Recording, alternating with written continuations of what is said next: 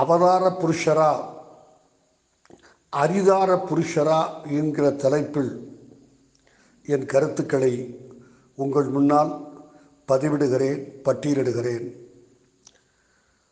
ஒரு வகையில் திரு மோடி பேசியது என்னை பெரிய அதிர்ச்சிக்கும் மனவேதனைக்கும் உள்ளாக்கியது என்று சொன்னால் அது 100க்கு 100 உண்மை. எந்த ஒரு மனிதன் தான் கடவுள் அல்லது அவதாரம் எடுத்திருக்கிற புருஷன் என்று கருதுகிறானோ அவன் ஒன்று மென்டல், இல்லை அதிகார மமதை அவன் தலையின் உச்சத்தை ஆட்டி படைக்கிறது என்று மட்டுமே எடுத்துக்கொள்ள வேண்டும். இது மனிதனாய் பிறந்த ஒவ்வொருவருக்கும் பொருந்தும். இயேசுபிரான் கடைசி நாள் வரை கோடிக்கணக்கான மக்கள் இன்று வரை உலகினுடைய மிக பெரும் மதமாக இருக்கிற கிறிஸ்தவ மதத்தினுடைய ஆரம்ப புள்ளி அன்போடு அந்த மதத்தை தொடங்கிய கர்த்தா தன்னை மிகச் சாதாரணமாக ஒரு மனிதனாகத்தான் கருதினார். அவரை தூக்கில் போடுகிற போது கூட அவர்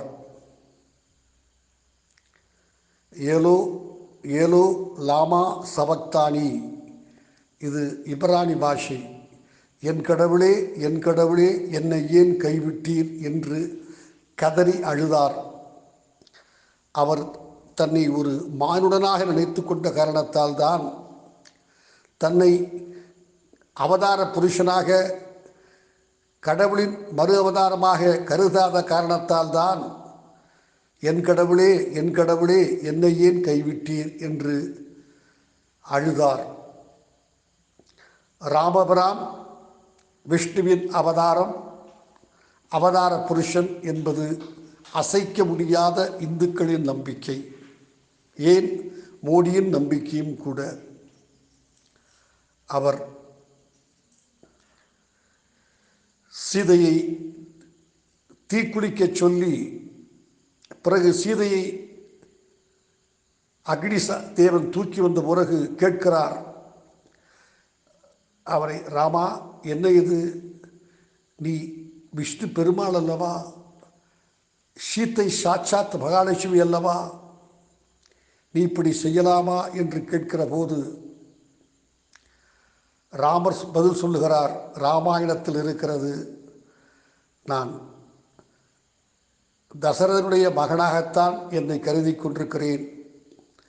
நான் கடவுள் என்று எனக்கு தெரியாது, நான் நம்பவும் இல்லை. ஆத்மானம் மானுஷம் மன்யே ராமம் தசரதாத்மஜம் என்பதுதான் வால்மீகி எழுதியிருக்கிற வார்த்தைகள். நான் கடவுளா?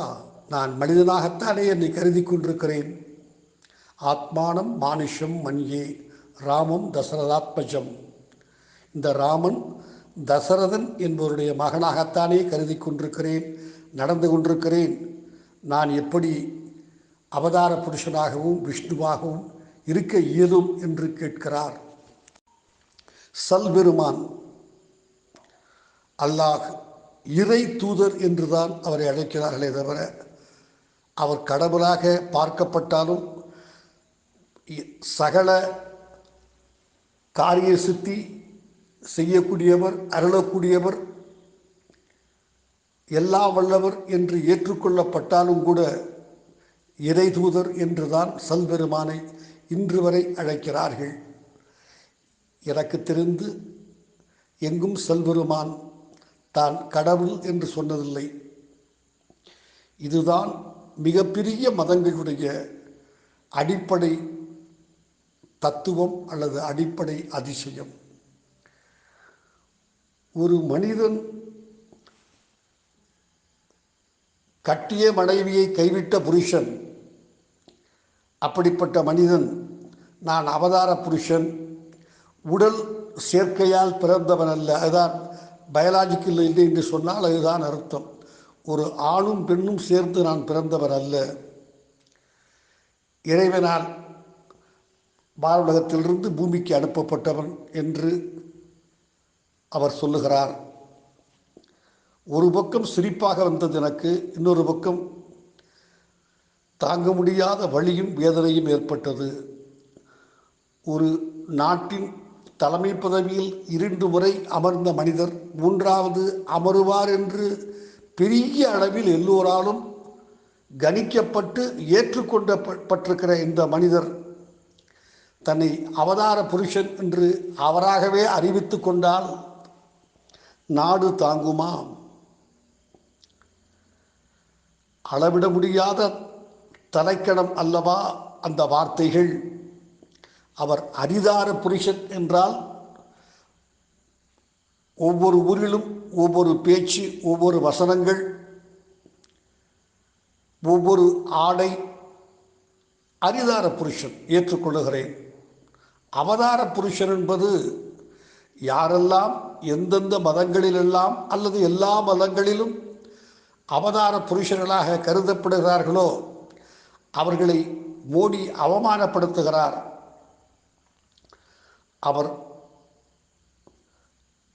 நான் முன்பே சொன்னேன், ராமர் கோவில் பலமுறை சொல்லியிருக்கிறேன், தொலைக்காட்சி விவாதங்களில் சொல்லியிருக்கிறேன், இந்த சுமித்ராவின் தாய்மடியில் யூடியூபில் சொல்லியிருக்கிறேன். பல்வேறு சந்தர்ப்பங்களிலே அவர் ராமர் சிலையை அல்லது கோயிலை கட்டியவுடனேயே தன்னை ராமராக பாவிக்க தொடங்கிவிட்டார். அந்த கோவில் தன்னால் மட்டும்தான் வந்தது என்று 100க்கு 100 கிரெடிட் எடுத்துக்கொள்ள ஆசைப்படுகிறார். உண்மையில் கோவில் கட்டுவது என்பதற்கு தச்சர்கள், கொள்ளர்கள்,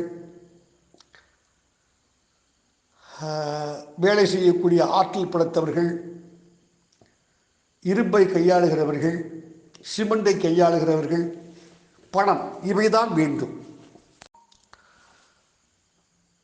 அதற்கு பெரிய அளவு தேவையில்லை. அரசியல் அதிகாரத்தில் இருக்க வேண்டும், பவரில். அது அவருக்கு வாய்த்தது. ஆனால் அதில் அந்த கோவில் உருவானதில் மிக சிரமமான, மிக கடினமான, மிக தியாகமானது பாகம் எதுவென்றால் அத்வானி செய்தது, முரளி மனோகர் ஜோஷி செய்தது, அல்லது அவர் கூட இருந்தவர்கள், அன்றைய உத்தரப்பிரதேச முதலமைச்சர், இவர்களெல்லாம் செய்ததுதான். அது கீழே இருந்தது ஒரு முஸ்லீமுடைய சமாதியா எனக்கு தெரியாது, என்னால் உறுதியாக சொல்ல இயலவில்லை. ஆனால் கீழே இருந்தது இந்து கோவில் அல்ல என்பதில் நான் தெளிவாக இருக்கிறேன். உச்சநீதிமன்றம் கூட கொஞ்சம் அப்படியும் இப்படியும் ஒரு சரதாங்கிற மாதிரி தீர்ப்பை வழங்கியது. பாவம், முஸ்லிம்கள் மிரட்டப்பட்டார்கள், சம்பந்தப்பட்ட முஸ்லிம்கள். இந்த அடிப்படையில் அந்த அடியில் இருந்ததை உடைத்து இருந்தார்கள் அல்லவா, அதுதான் ஒரு போற்றுதலுக்குரிய செயல். அது சரி என்று நான் வாதிடவில்லை, கருதவும் இல்லை. ஆனால் இந்த கோயில் உருவானதில் மிகப்பெரிய பங்கு யாருக்காவது இருக்குமானால் ரத யாத்திரை போய் இதற்கு வித்திட்டாரே அத்வானி, அவருக்கு இருக்க வேண்டும். இந்த ராமர் கோவிலை திறந்த அன்று கூட அவர்கள் 22 ஜனவரி தை மாதம் அத்வானியை அழைத்து வந்து, அவர் உடலால் அந்த அளவுக்கு ஆரோக்கியமாக இல்லை என்றால் ஒரு ஸ்ட்ரெச்சரிலாவது தூக்கி வந்து அவருக்கு மரியாதை கொடுத்திருக்க வேண்டும். அவர் இல்லாவிட்டால் இந்த கோவில் கட்டுவதற்கான வாய்ப்பே இருந்திருக்காது. நான் திரு மோடி அவர்களுடைய எடுத்த நடவடிக்கைகளை குறைத்து மதிப்பிடவில்லை. ஆனால் அதில் ஒரு 55% பாராட்டு யாருக்காவது உழைப்பு சேர வேண்டுமானால் அது திரு அத்வானி அவர்களுக்கும் உமா பாரதிக்கும் முரளி மனோகர் ஜோஷிக்கும் கல்யாண் சிங்க்கும் இவர்களால் தான் அது சாத்தியமாயிற்று. அவர்கள் வழக்கு போடப்பட்ட போது கூட இடித்தார்கள். எல்லா தொலைக்காட்சியிலும் காட்டப்பட்டது நானும் பார்த்தேன். அவர்கள்தான் இடித்தார்கள். இடி இடி என்று உமா பாரதி ஆனந்த களிநடனமாடி கூச்சலிட்டார், உற்சாகப்படுத்தினார். வழக்கு போட்டவுடன் நாங்களா இடித்தோமா? அப்படியா? என்ன இருந்தது என்று தெரியாது என்றார்கள். ஒரு கண் பார்வை சரியில்லாத நீதிபதி பாவம் என்ன செய்வார்? ஒரு மாவட்ட நீதிபதி ஆமாம் ஆமாம் இவர்கள் அந்த இடத்திலேயே இல்லை, இடிக்கவும் இல்லை என்று தன் கருத்துக்களை நீதித்துறையினுடைய ஆணையாக போட்டார். ஆனால் அத்வானியையும் உமா பாரதியையும் முரளி மனோகர் ஜோஷியையும் கல்யாண் சிங்கையும் முற்றும் புறக்கணித்துவிட்டு என்டையர் கிரெடிட் தனக்கு வர வேண்டும் என்று ராமேஸ்வரத்திலே போய் நீராடி, ஸ்ரீரங்கத்திலே போய் ஸ்நானம் செய்து, குப்புறப்படுத்து, உண்ணாவிரதமிருந்து இப்படிப்பட்ட அரிதான விஷயங்களையெல்லாம் பழைய பாய்ஸ் கம்பெனி நடத்தக்கூடிய நாடக வேஷங்களை, பாத்திரங்களையெல்லாம் ஒற்றையாளாக ஏற்று தன்னால் மட்டுமே முடிந்தது, தான் அதற்கு காரணம் என்று மக்களிடம் நிரூபிக்க முயன்றார். ஒரு வேதனைக்குரிய விஷயம், எதிர்க்கட்சிகள் அதில் கலந்து கொண்டால் முஸ்லீம்கள் தங்களுக்கு வாக்களிக்க மாட்டார்கள், கிறிஸ்தவர்கள் வாக்களிக்க மாட்டார்கள் என்ற அச்சத்தின் காரணமாக எல்லோரும் ஒதுங்கி நின்று, அது மறைமுகமாக நேரடியாக இல்லை என்றாலும் கூட அது இவர்கள் விளைகின்ற காரணத்தாலேயே இவர்கள் முழு மனதோடு அந்த கிரெடிட் திரு நரேந்திர மோடிக்கு போய் சேர வேண்டும் என்று செய்துவிட்டார்கள். வட மாநிலங்களிலே ராமர் மனதில் இருக்கிறார். ஓட்டு போடுகிற போது, பொத்தானை அமுக்குகிற போது வாக்கு மிஷினில் ராமர் விரல் நுணுக்கி வந்து விடுவார், வந்து விட்டார்.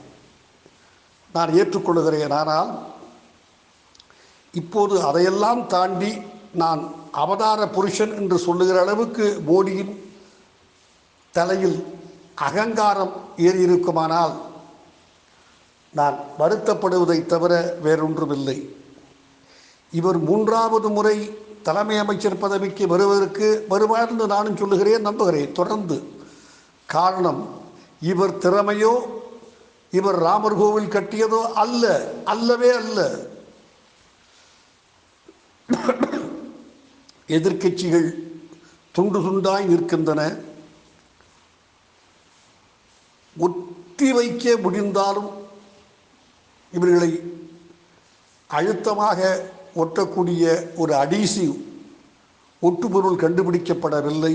எனவேதான் இவர் அல்லது பாஜக வெற்றி பெறுகிறதே தவிர பாஜகவினுடைய சாதனைகளே வெல்ஃபேர் மெஷர்ஸ் அல்லது மக்களுக்கு செய்கிற நன்மை, ஆட்சித்திறன், அந்த அளவுக்கு இவர்கள் திட்டங்களை கொண்டு வந்தார்கள், மக்கள் நல திட்டங்களை.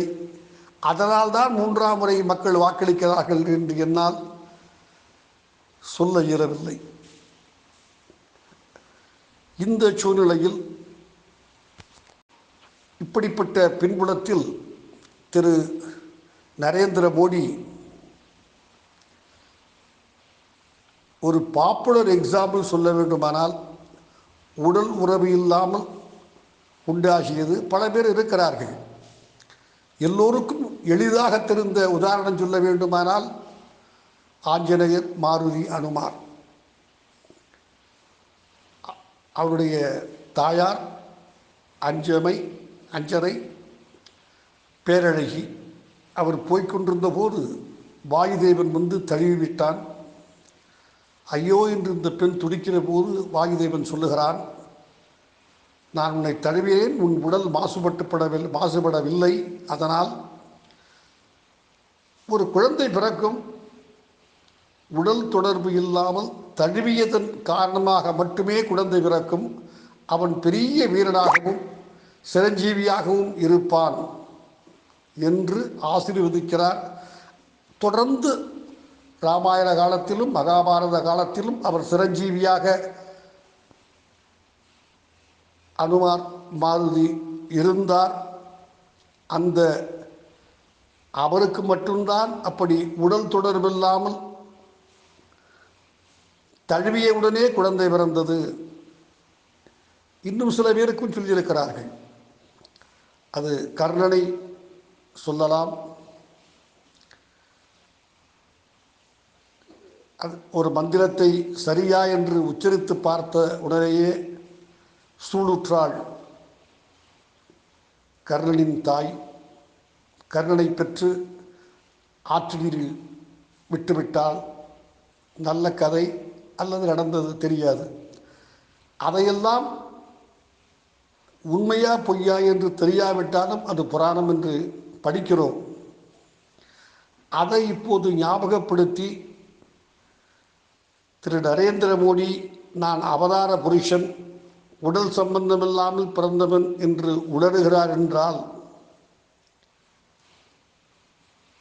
மற்ற ஏனைய நாகரீகத்தில் முன்னேறிய விஞ்ஞானத்தில் சாதனைகள் பிடித்த நாடு, அந்த நாட்டின் மக்கள், நாட்டின் தலைமை பொறுப்பில் இருப்பவர்கள் இந்திய மக்களை பற்றி எவ்வளவு மட்டமாக எண்ணுவார்கள் என்று எண்ணினால்